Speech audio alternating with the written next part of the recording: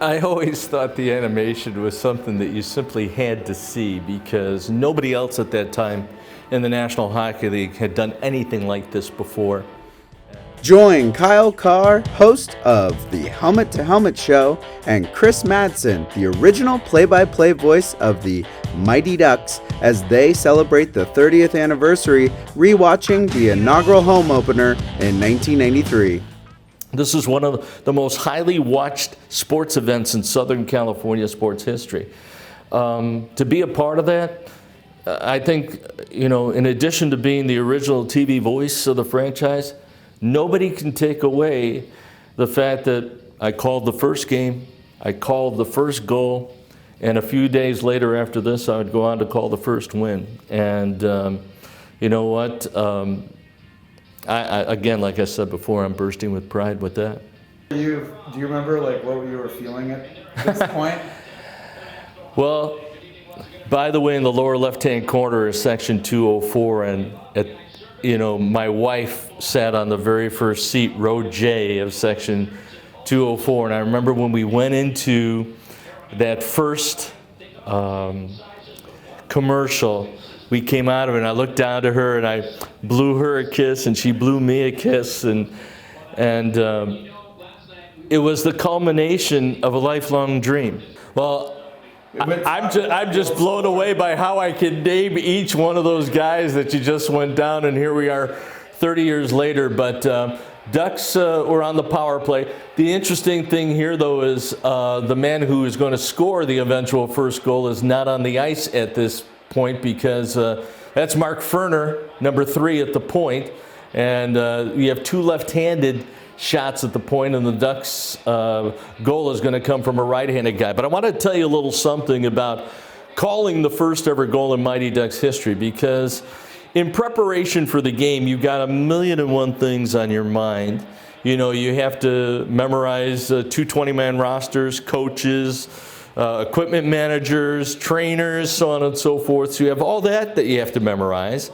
And then, of course, it's your first game that you're calling, and so you want to make certain that you're getting names right and staying on top of the puck. But the morning of the very first game, I get approached by 3 suits from the Walt Disney Company. And they go, "Chris?" And I said, "Yeah." And they introduced themselves. And they said, "Look, whatever you do tonight, do not give the name of the player shooting the puck." And I said, "Why?" They said, "Well, if you get it wrong, it'll be wrong forever." And I said, "Well, I can understand that if there's traffic in front of the net." And I said, "But what happens if it's a breakaway?" And one of the gentlemen said, "What's a breakaway?" So this is how new this was to so many people within the Walt Disney Company.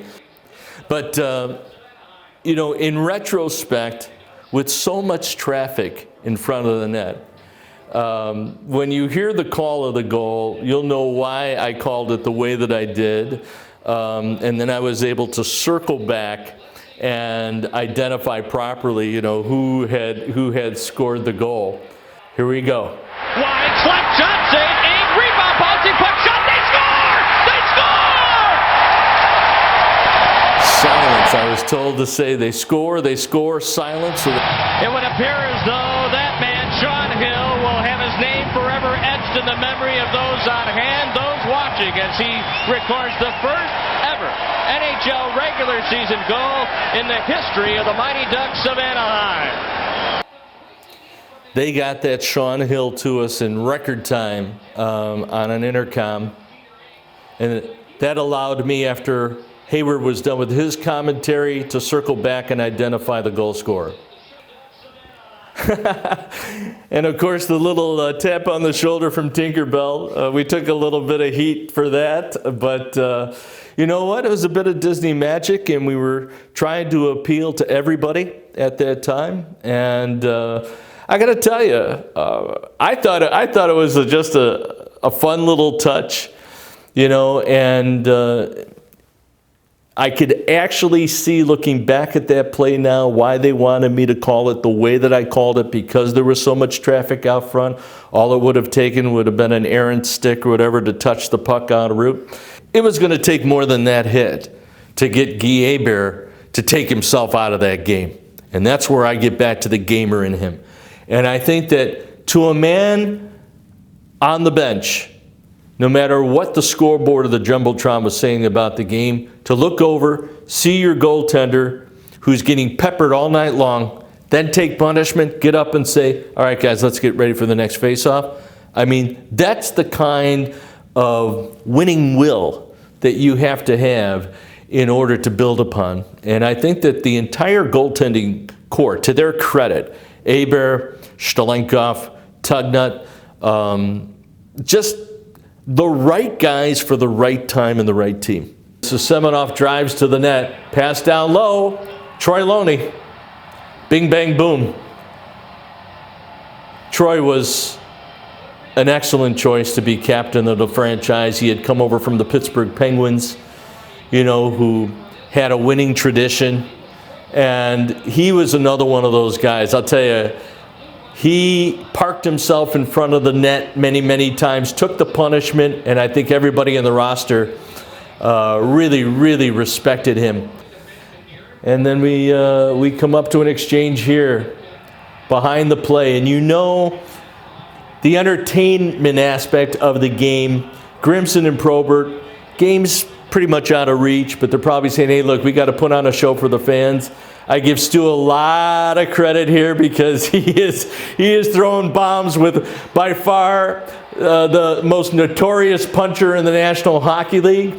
I don't know how these guys did it with their helmets on. I mean, can you imagine the damage to the knuckles and so on and so forth? And believe me, there were many, many flights home where I saw Stu Grimson and Todd Ewan with scrapes and scars on the knuckles and ice bags all the way on the flight home.